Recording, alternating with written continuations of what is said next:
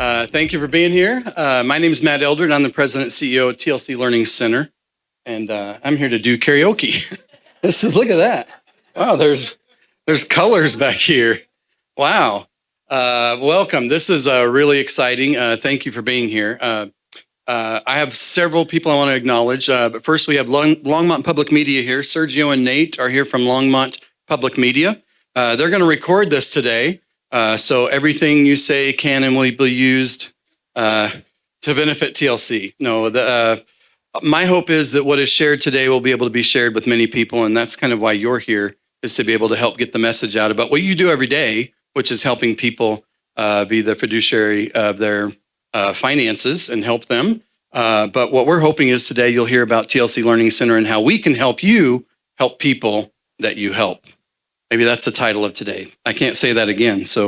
But thank you, Longmont Public Media, for recording this. We also have several board members here. So Mickey is our board president and the president of Promontes Group, an engineering firm here in town. Rich Walker is one of our board members. That's the treasurer of our board at this time. And Calvin Shannon is also a board member.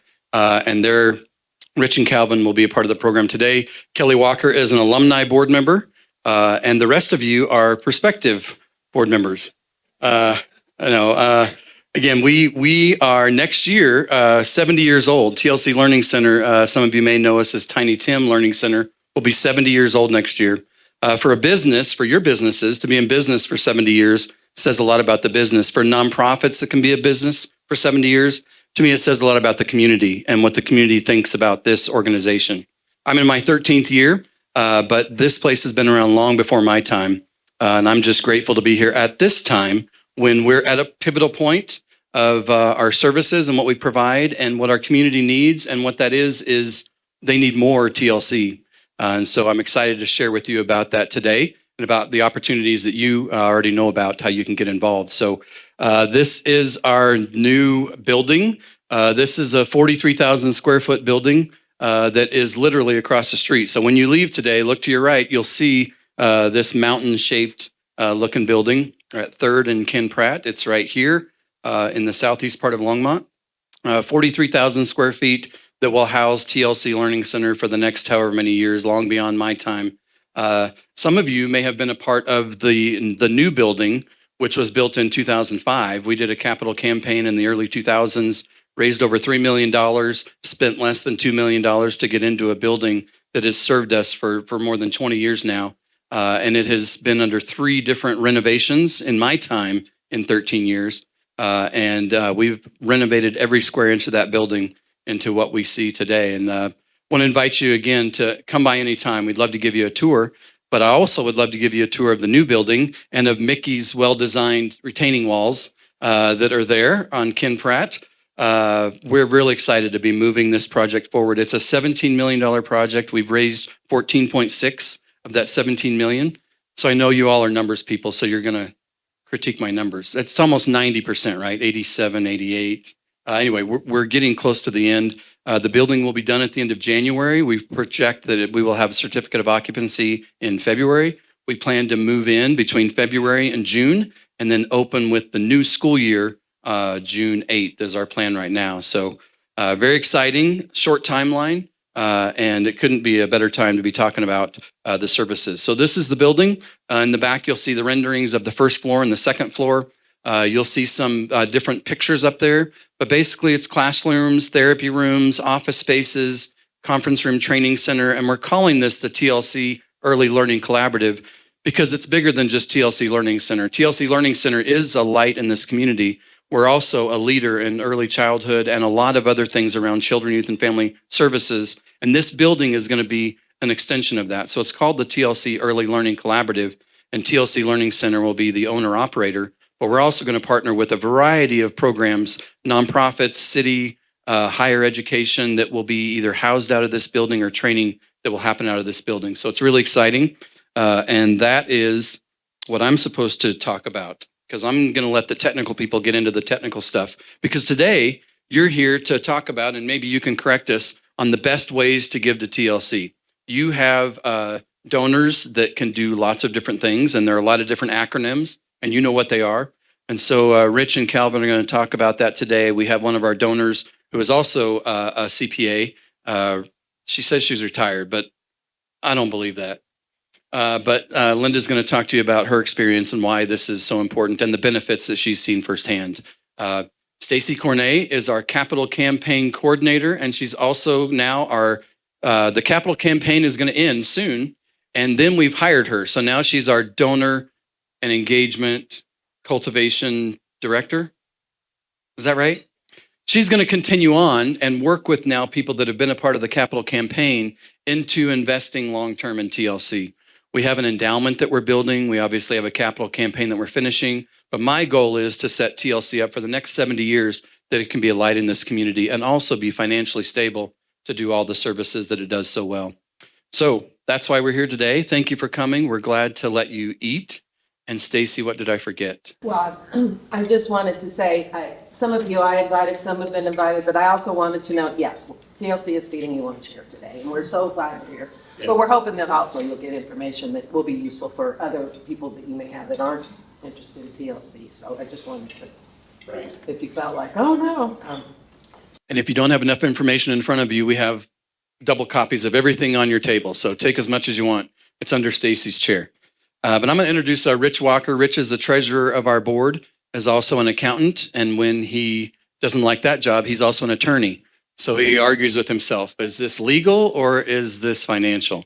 But Rich is a great wealth of knowledge and been a super help to TLC in helping us set up systems to be financially responsible and accountable moving forward. So Rich, come and share with us today. Thank you for being here. Matt is following you. You take a lot of the thunder. So it's presented it well as far as why we're here, to build this wonderful building. Been around, as Matt said, for 70 years and serving young people in Longmont. So that's kind of the mission, and it's been I've been with the 3 years, I guess now, and it's been a wonderful experience. What I would like to do, besides welcoming you here, Matt and I had a conversation, and one of the things, and I talked to Kelvin, who will present the detail on this, but the tax implications, and that's kind of where my background is tax, for both as a CPA and an attorney.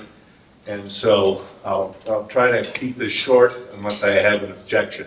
You know, you just let Kelvin show the examples of what we're talking about. When I had a client and coming on, and I hadn't advised him, and he made $100,000 qualified charitable deduction, and which was good. It just comes right off the top. It was it's just got a nice deduction for it. But then I thought, and I haven't brought it up to him yet because it's just been recent, that he could have given this to a Colorado Childcare credit, and he could have gotten, he could have got another $50,000 in a credit.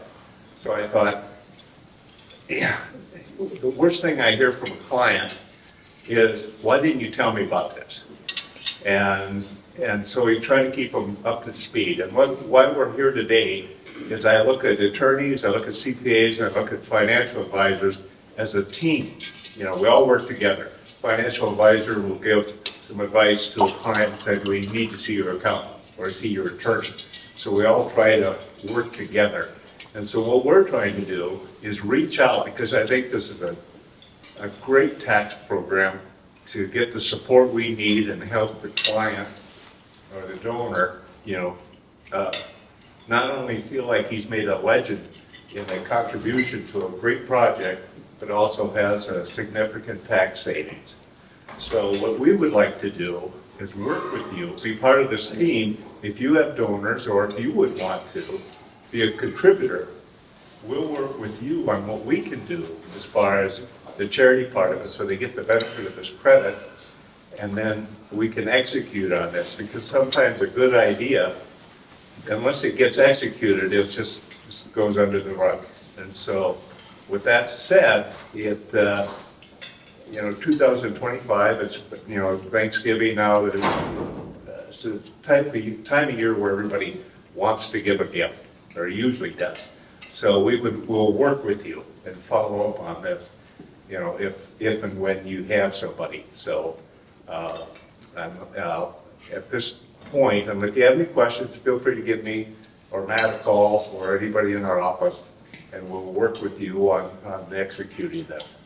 So without getting into the details of the tax savings, Calvin has some examples. I think that'll be kind of, when we first looked at it, Calvin and I looked at it, we call it like double dipping, because you'll get 100% charitable contribution, plus then you get 50% of $100,000 contribution back in the form of credit.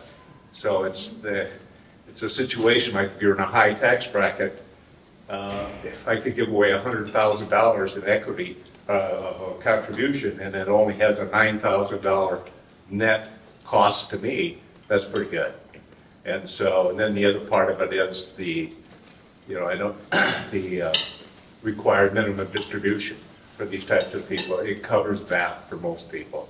So it's kind of like me when I get my year-end statement and says I've got to report X number of dollars of that I didn't need and pay the taxes, and I increase my income. It's something I wished I had maybe thought about making a charitable contribution. So with that, turn it over to Calvin. Thank you very much, Richard. Yeah, good afternoon. My name is Calvin Shannon. I'm a tax CPA.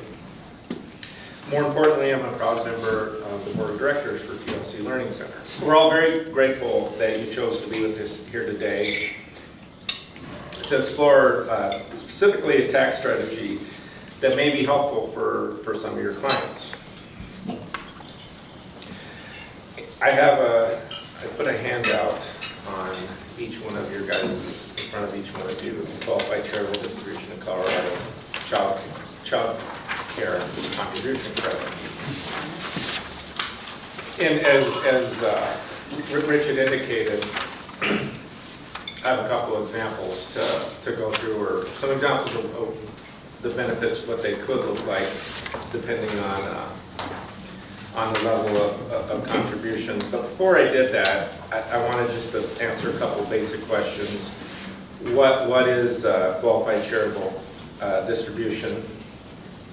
And then what is the Colorado Child Care Contribution Credit?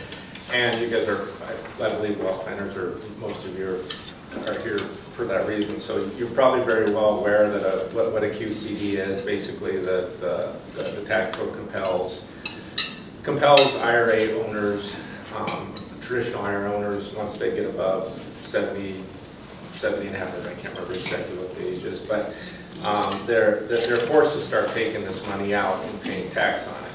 And as Rich said, to some large extent, a lot of these folks don't need this money. They're relatively well off anyway, so this is annoying to them. So we have a possible solution to what you could do with that money with this extra kicker benefit. That's the Colorado Child Care tax credit. Basically, at a high level, this is a credit against Colorado income tax up to 50%, or for 50% of the qualifying charitable contribution. And this would be for any charitable contribution to a qualified child care center. And Rich first brought this up to me, and I was actually kind of surprised that a QCD actually would qualify for this, because I'm like, that makes, just intuitively does not make sense. As Rich said, the state's really just letting you double dip, and really double dip with this huge 50% credit. So I'm like, generally I trust Rich all the time, but as the OCD, I'm like, I gotta go look this up myself to verify it.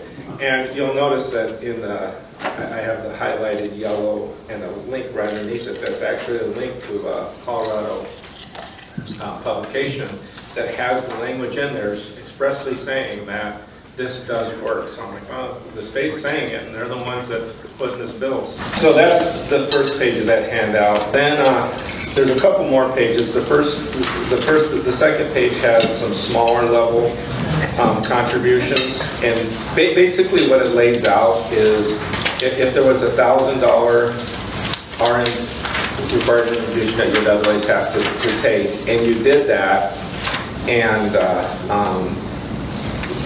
did a QCD with it. Basically, your net out-of-pocket cost is only $136 after you benefit from the Colorado income tax credit.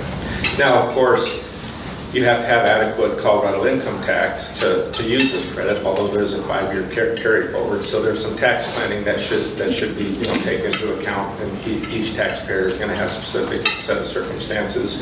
Of course, the very high end, on the third page, I have some more scenarios with some more higher dollars, where I said $100,000 contribution, which ended up being $8,600 in net cash out of someone's pocket. That's assuming that they're paying tax at the highest federal rate, which seems at least possible, if not likely, that a taxpayer would be in that exact situation if they did have a required distribution of $100,000.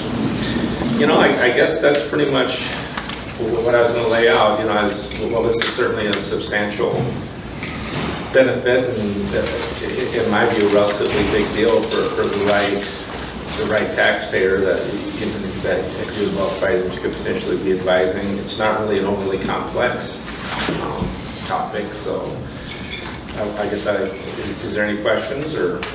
Yes, go ahead. What are the qualifications for this childcare tax credit? Obviously, TLC is part of it, but what's the nature of the language?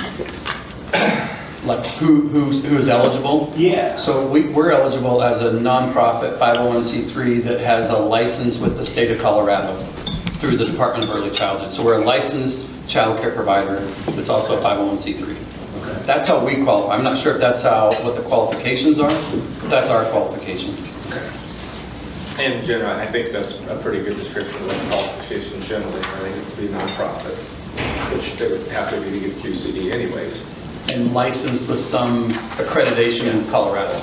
I know of some children's home youth services that have qualified. I know of some food assistance programs that have children-related services as a part of their business. They qualify. So I know it's broader than just child care, but it's children, youth, and family services that are some kind of certification through the state of Colorado. Ours is through the Department of Early Childhood. And you actually, the nonprofit will send a certification to the taxpayer. Right. At your end. Yes. Just a couple of things. Can you give a little history of the TLC and your client base, who you serve and why? Yeah, sure. Calvin, you want to do that? Now be well more positioned. No, thank you. So yeah, for those of you who don't know, TLC Learning Center, we've been around 70 years. We've started in 1956 by 4 sets of parents who had children who were a little different. They had children and they had a child who was just different. And back then, their options were send them off to an institution or keep them locked up at home. Those were the options. There were no special education services in our school systems in the United States until the early 70s. So this is almost 20 years prior to that. Their options were really that. If a child is different and can't make it in school, keep them home or send them away. And that's how we were founded. And that's still what we're doing today. We use an inclusive model where children with disabilities are in a classroom with children without disabilities. Our ages are 6 weeks old. We can serve infants up through 6 years old. So it's a child care center for infants, toddlers, and preschool.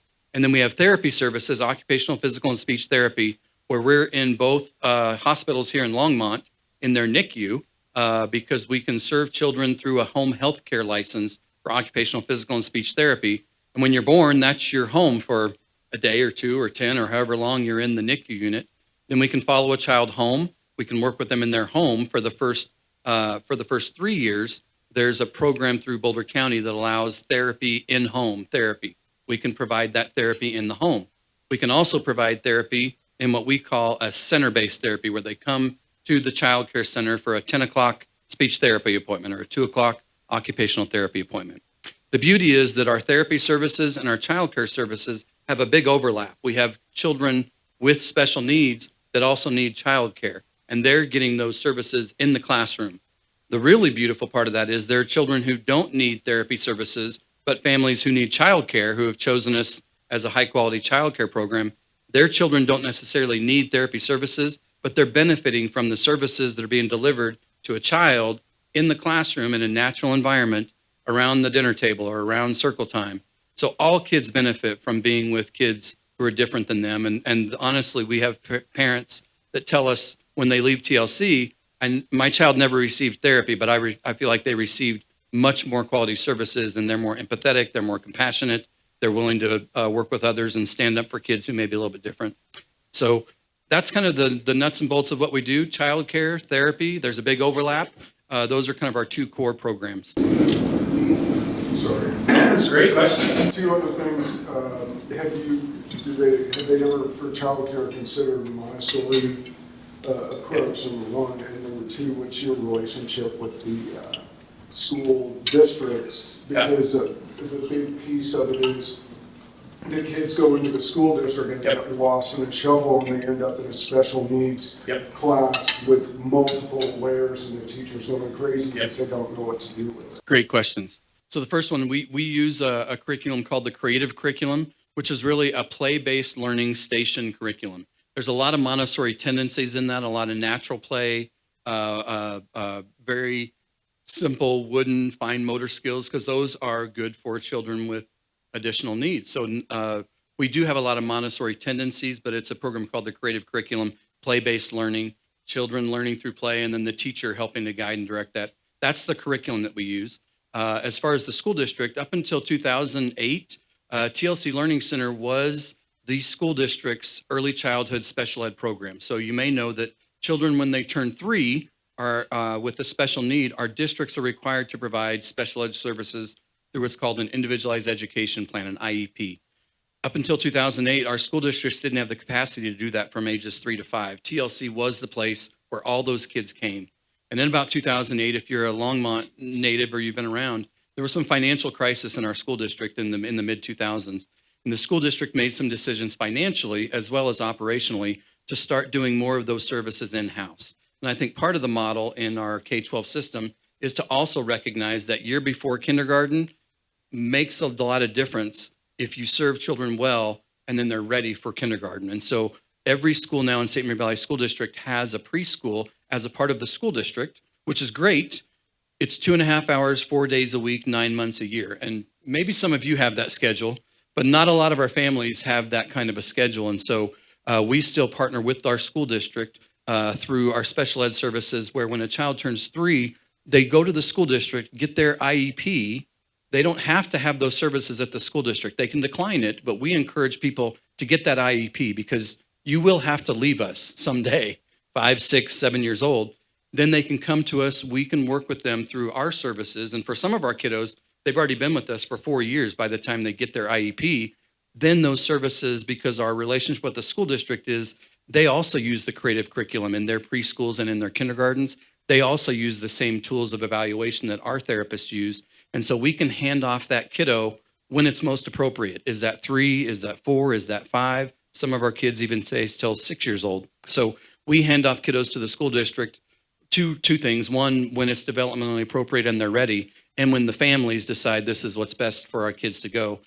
I will tell you that I have families every year that ask us, can you just do kindergarten? But then I'm afraid if we do kindergarten, they're asking us, can we do K6? Can you do K8? Can you just keep them until they're 21? We can't. But the nice thing is that we work really well with the school district in handing off kids when it's appropriate at 3, at 4, at 5, at 6 years old, because that school readiness is a make or break. If a child doesn't come to school ready, they're more likely to be behind in 2nd grade reading scores, 5th grade math scores. It's so proven that when a child comes ready for kindergarten, they're more successful in elementary school, middle school, and high school. And honestly, graduation rates are higher, teenage pregnancy rates are lower, and all of those things that go along with the quality early childhood experience. And I'll just ask one more question and I'll shut up. Great. And so when, in 2008, when the school district was forced to ultimately, was the handoff pretty, not seamless, but in other words, did they learn from you guys how to kind of do some of that? Was there a partnership? Yes and no, yeah. Yeah, I think there was a partnership with the people who do the work. The challenge is, and maybe you experience this when you hand off what you've done to the attorney, and They didn't do anything that you recommended. Sometimes that is similar in our school district. There are people that are looking at the financial parts of the school district and the budget, and what they saw was a $350,000 contract with TLC that could be much better served in-house. And I get that. That's a financial decision, and those funds stopped at a point in 2008, 9, and 10 from $350,000 to zero. And at the same time, kindergarten teachers, school psychologists, school therapists came to TLC and said, we're not ready for these kids. Can we spend time with you? And so we do a warm handoff with every child. And again, when that's appropriate, is it at 3? Is it at 4? Is it at 5? And so we work really well with all of the school district principals, all of the school district early interventionists. There's a thing called Child Find, which is what all children go through to determine special education needs. And honestly, now our school districts are doing Child Find evaluations, and they're offering the school preschool as their neighborhood school of choice, and they're offering TLC as a community option, which doesn't really happen, and the school district doesn't have to do that, and they do that for TLC because they know the relationship and the partnership that we have. Yep. So you're serving some of the communities in Carbon Valley? Yes, we actually serve 5 counties through, there are multiple different funding sources, but one is called the Colorado Childcare Assistance Program, CCAP. You may have heard of that. It's basically a financial assistance program for childcare for people who qualify based on their annual household income and the size of their family. The bad news is that there's a freeze on CCAP in every county in Colorado right now, so there's no new children coming into that. But we work with Boulder County and the surrounding counties. That's a county-wide program. We're also a part of UPK, the Universal Pre-Kindergarten Program. That's a statewide program that isn't bound to school district boundaries. So we bleed into Adams 12, Poudre Valley, Weld, Larimer County. So we can really blend those lines depending on the funding source. And then obviously for therapy services, most of that is through a medical model, which is billed through insurance, which doesn't have the boundaries of a county or a school district. It's more about in and out of network providers. So we navigate all of those funding sources, all not just in Longmont, but we have about a 45-mile radius of Longmont from Frederick Firestone, even Dacono, Nederland, Fort Collins, and I'd say North Denver, North Glen, Thornton, that surrounding area, Broomfield.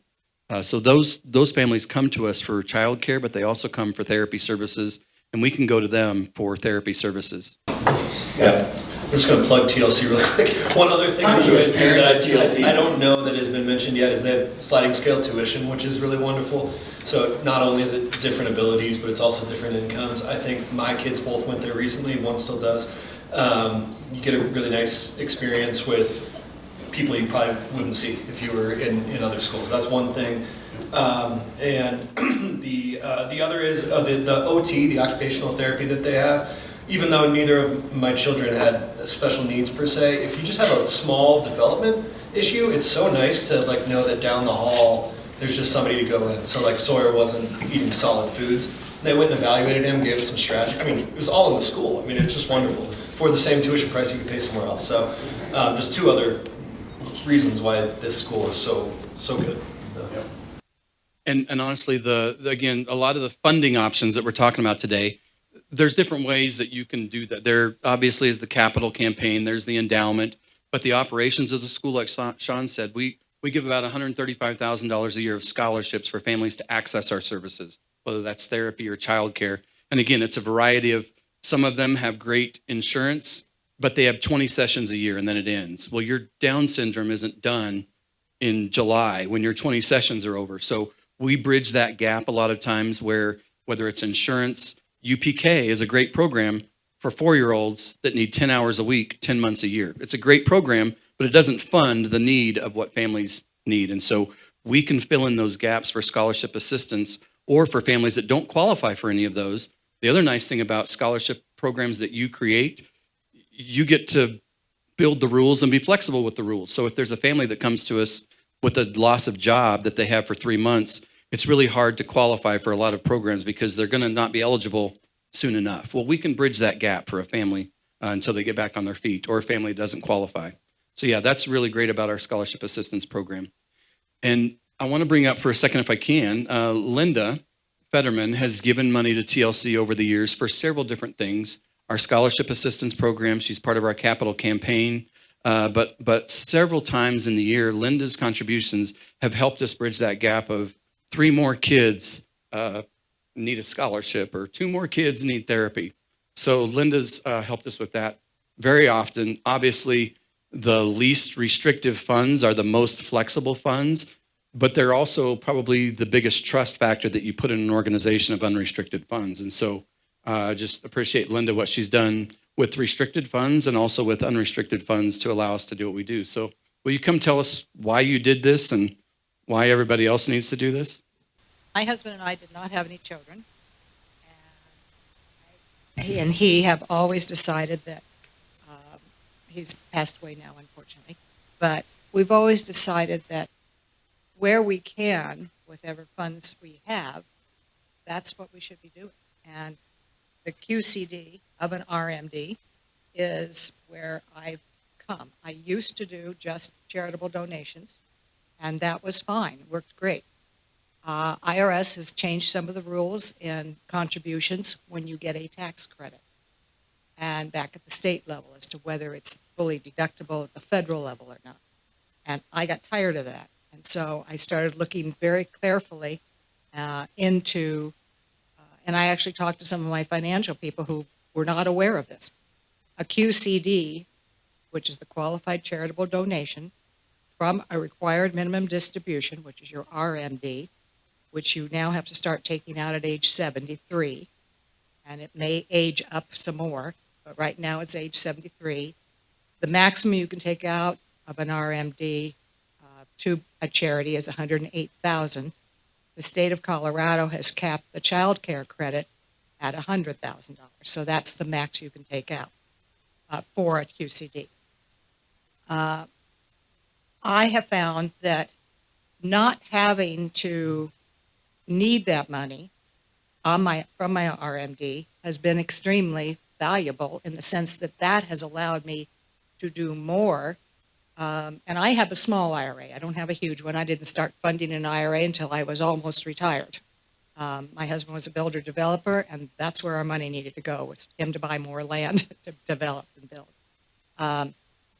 So when I started looking into this, I decided that not only could I get the benefit to the children, which is what the goal was, but also I could have a tax benefit, substantial, in that, and both these calculations show that. I worked mine from Atlas CPA's firm, is where they bought my practice years ago, and I've stayed with them to, to talk back and forth and get my ideas into their ideas and so forth. But anyway, I am fully retired now. But one of the things that I think is extremely important is to look at someone who is required to take their minimum distribution, doesn't need the money, and if they are so inclined, there are not only TLC, frankly, there are other ones in this Boulder County that qualify for the child care. I feel that you all, as financial people, whether it's attorneys, finance people, CPA firms, accounting firms, whatever, should be letting your clients know that this is a really positive advantage. And if someone has $10,000 that they need to take as their RMD, they don't have to give it 100% to TLC. That would be nice. That's what we'd like to see. That's what I'm up here for. But they can certainly go to a non-state child tax credit and still do the QCD. The main thing is it's not taxable income to you. So you're getting not only the savings of the taxes, federal and state, on lowering your AGI, on which many things are calculated now. Many of the itemized deductions, and there's going to be some more coming out as federal government, state governments need more money. There's going to be more things that are going to be taxed and denied. And a QCD is a way around a lot of this. It really is. So I just feel very fortunate to be able to do the little bit that I can do. And when I've done mine, I've kind of said to Matt, where do you need it? And I've done the capital campaign because I think that's important. And I'm going to be looking forward at seeing if I can get their mortgage down with another, QCD amount. Because when they finish the development, they're going to have to establish a permanent mortgage. So that's my point of view. Is I think QCDs are great way to go for charitable contributions. And even more so because you have this child tax credit coming through. And the organizations that have this will send a letter out, it's required by state law, to you for tax preparation time, and that letter has to go with your taxes. And it states that they received X amount of dollars on such and such a date, and that it is entitled to 50% of that donation up to the $100,000 as a QCD charitable tax credit against Colorado taxes. And it's carried forward. If it's not used in that year, it can be carried forward for 5 years. So it's not something that is lost. I would advise, obviously, that you work with your people and decide how much benefit do they need, how far out can they go with it carry forward. I will say that this is usually renewed on a 2 to 5 year time period with the state of Colorado, them renewing this credit. Right now, it is due to expire January 1st of 2028.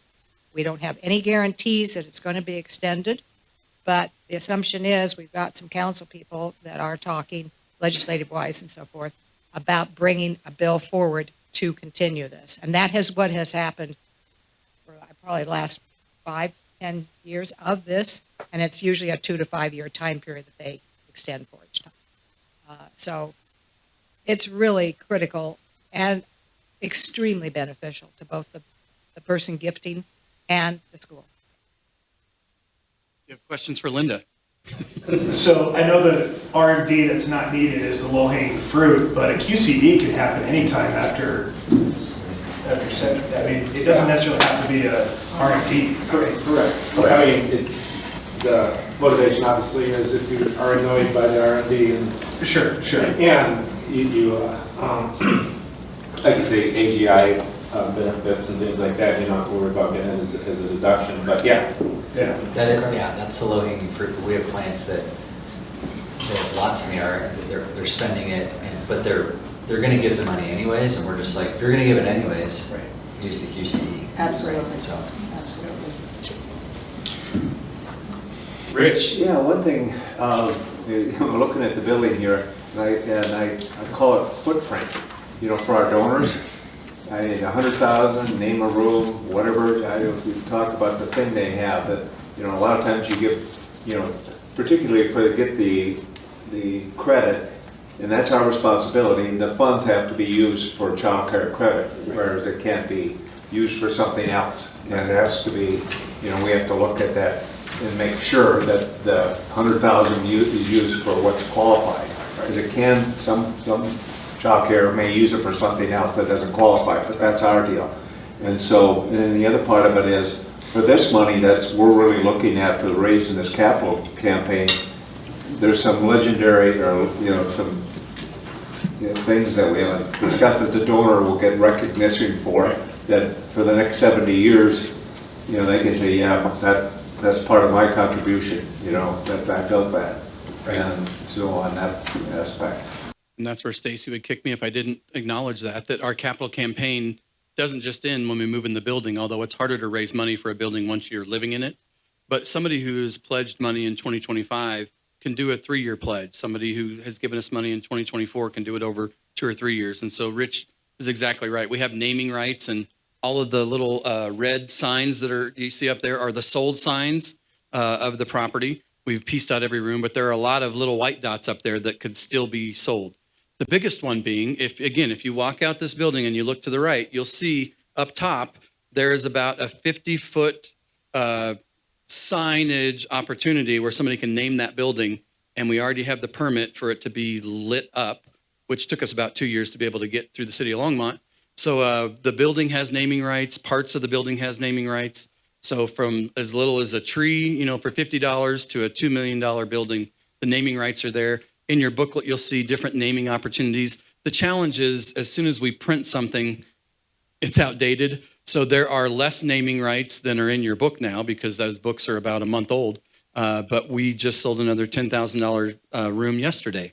And I spoke at a club yesterday morning that is also considering a $50,000 or more pledge to name something. And I took them a flyer with 3 opportunities. We're going to honor the Stewart family who were the seed money for this project with the statue of the family out in front. the climbing wall, which will be a interior wall on the second floor for kids to climb. And then the third thing was, I believe, the bike track, which we have outside. Well, I printed that a week ago, and then this week somebody took the climbing wall.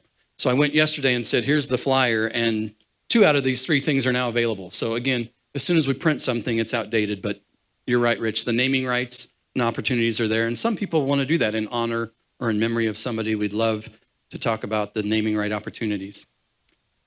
What else can I answer for you, or do you need to correct me on that I misquoted about your financial? I feel like this is the financial brain trust in the room. I guess some parting things that I would tell you is if you would like to do a client party, I know Frank and Oliver Financial has done Christmas parties where they invite all of their donors to give a gift to TLC. And we had like 2 or 3 years of toy drives that were just amazing. And we benefit from that, and our families benefit from that tremendously. And I think it was hopefully a blessing, a benefit to the donors.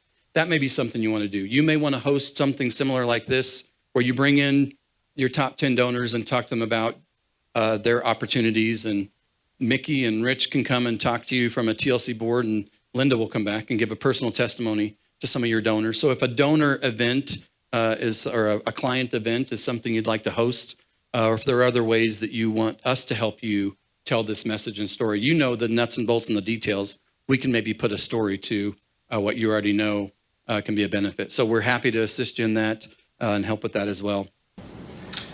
Is there, just from a compliance state, as a financial advisor, we can't recommend where our clients put their money. Right. But if there was a list, Right. just like we can't, I can say, work with this CPA or attorney. Right. We give a list and say, Yeah. but this is who I've said, you can obviously point out the benefits of the different folks. But is there a list of? I don't know if there's, what I would say is there's the one pager that has the little chart on it, the little colorful thing that has the little chart on it of the contributions. You can give that to a donor and say, this is an organization, but there are lots of them that do this. You don't have to use TLC, but that's a really great document for them to be able to go and find. I'm happy to give you other nonprofit childcare things that I know of, because there are several that use this as a way of their fundraising, but I don't know of a list where that lives. I would just ask them to make sure they're accredited and licensed through some state, agency. But there are several: Human Services, Department of Education, Department of Early Childhood. So there's not like there's one place where it lives. But I'm happy to provide that, or use our flyer and say, I'm not recommending TLC, but this is an option, and find your nonprofit. Or even ask them, you may care about a charity. You call your charity and ask them, are you a part of the Colorado Child Care Tax Credit? That may be the best way to not recommend something. Great. Well, if there's no other questions, feel free to hang out. It's a nice day to golf. Let's see, Mickey, Rich, Calvin, Stacy. Is there any parting words or things that we did not cover today? Feel good? Yeah, if you want to see the retaining wall, Mickey. Honestly, we will hang around, and we're going to go over to the building. If anybody wants to go over there, we can go and walk through the building if you have another 20 minutes or so. We'd love to walk you through the building, or just call us. We'll go by any time. But thank you for your time today and for coming for this lunch hour. And hopefully you learned something new, and we'll have something you can take to your clients in the future. And thanks again for your time and for coming today.